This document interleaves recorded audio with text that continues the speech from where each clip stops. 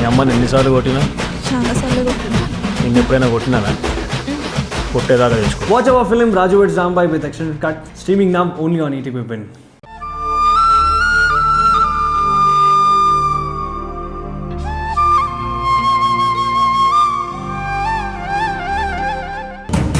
గుణ, ధీరజ్ నేవే అడక్కో. డబ్బులు అడుగుతున్నాడు కదా, ఇచ్చే.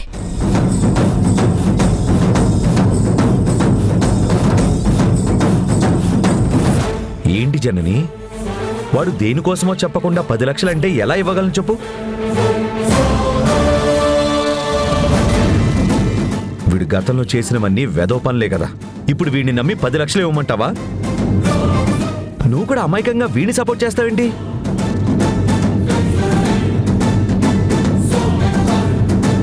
వీడికి డబ్బులు ఇస్తే మొత్తం సర్వనాశనం చేస్తాడు. వీడికి 10 లక్షలు కాదు కదా, 10 రూపాయలు కూడా ఇవ్వకూడదు. మావయ్య ప్లీజ్ మావయ్య.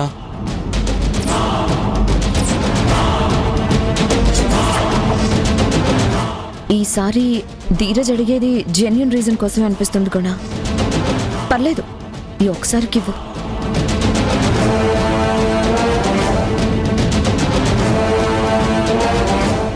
నేను చెప్తున్నాను కదా, ఖచ్చితంగా ఈ డబ్బు మంచి పనికే వాడతాడని నాకు అనిపిస్తుంది. అతని మాటల్లో, అతని వేడుకోవడంలో నిజాయితీ కనిపిస్తుంది. ఇవ్వు గుణ. ఆ తర్వాత దేనికి వాడాడో నిదానంగా చెప్తాడు కదా. లేకపోయినా తెలుసుకుందాం. ఇవ్వు. ప్లీజ్ మావయ్య.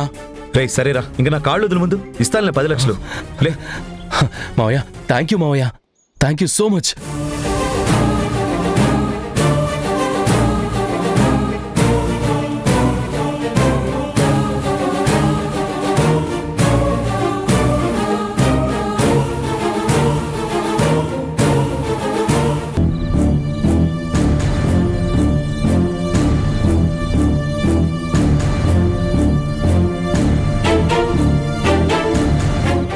శారదా, బుజ్జమ్మ ఎక్కడికి వెళ్ళింది? ఎన్నిసార్లు అడుగుతారు, ఎన్నిసార్లు చెప్పాలి? నాకు అదేమి చెప్పి వెళ్ళలేదు, తెలీదు అని. అమ్మా, ఏదో నాన్నారట నాన్నది, నీకేమైనా తెలిసేమోనని అడుగుతున్నారు. ఎందుకలా విసుక్కుంటావు? నువ్వు లేనిపోనివి అంటగట్టకురా. నేనేం విసుక్కోవడం లేదు, చెప్తున్నాను. ఆయన ఇప్పుడు 100సారి అడగడం. అయినా ఓపికగానే చెప్తున్నాను కదా. విసుక్కుంటున్నాను అని కొత్త పేరు పెడతావే. వదిలేయండి, నాన్న టెన్షన్ నాన్నది.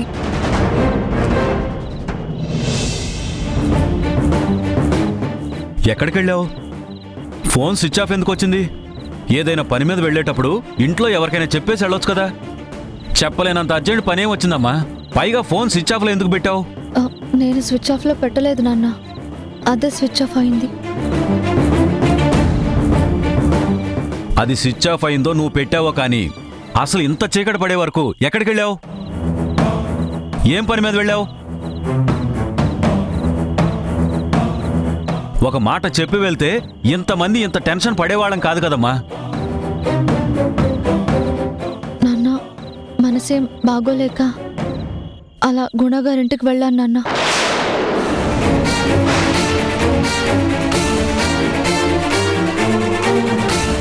ఎక్కడికి వెళ్ళావు? మళ్ళీ చెప్పు. గుణాగారి ఇంటికి వెళ్ళానంటుంది.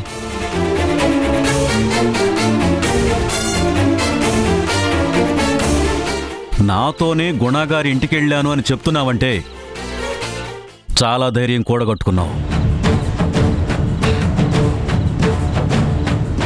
నా మాట కాదని వాళ్ళింటికి వెళ్ళేంత దాకా వచ్చావు.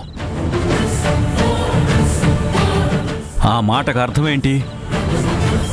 వాళ్ళు నీ మనసు మార్చారా? నేను నీ మనసు కష్టపెట్టానా?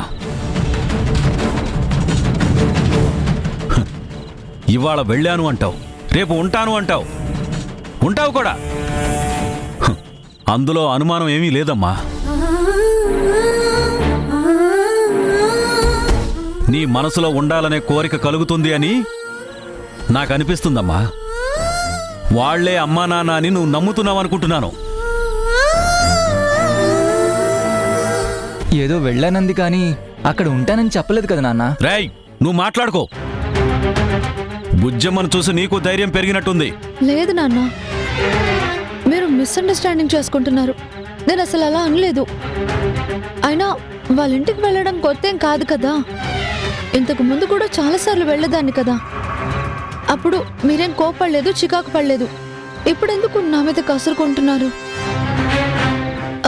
అయినా ఆ రోజు హాస్పిటల్లో మీరు అడిగినప్పుడు మీతో పాటే వచ్చాను కదా.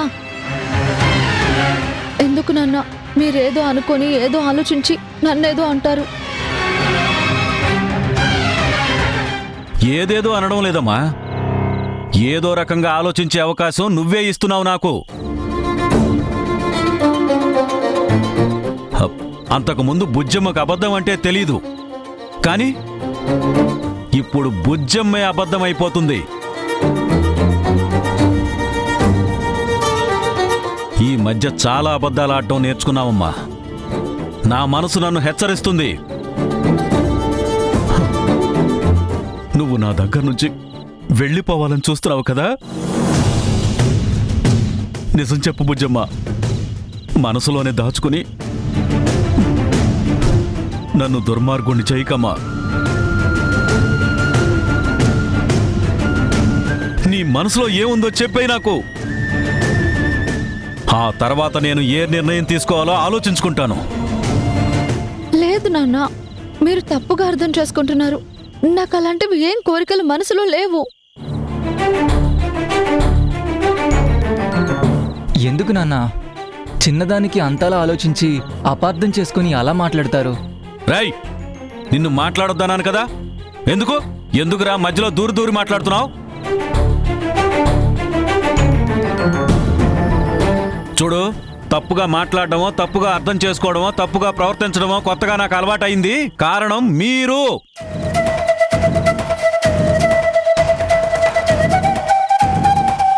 మీరు మీ పరిధుల్లో ఉంటే నేనిలా ఆలోచించనమ్మా.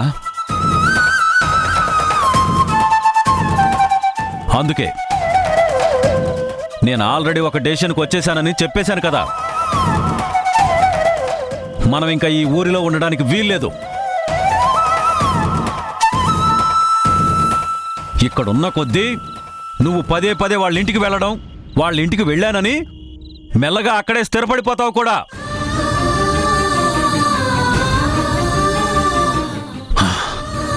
అందుకే ఈ ఊరు వదిలి వెళ్ళిపోదాం. అన్నీ సర్దుకోండి. ఇక్కడ మనం ఉండే ప్రసక్తే లేదు.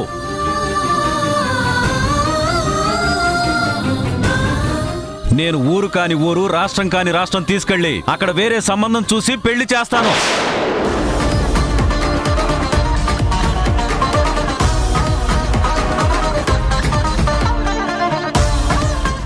మనం ఇంకా అక్కడే సెటిల్ అయిపోదాం. ఏంటి నాన్న, మనం ఇక్కడ నుంచి వెళ్ళిపోదాం అంటున్నారంటే నా మీద నమ్మకం లేకనే కదా. కానీ మీరు నా గురించి అంత అపనమ్మకం పెంచుకోవాల్సిన అవసరం లేదు. నన్ను అబద్ధాల కోరుగా మీ మనసులో ముద్ర వేసుకోకండి.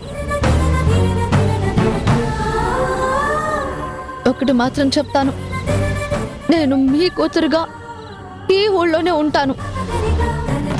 నేనెక్కడికి రాను.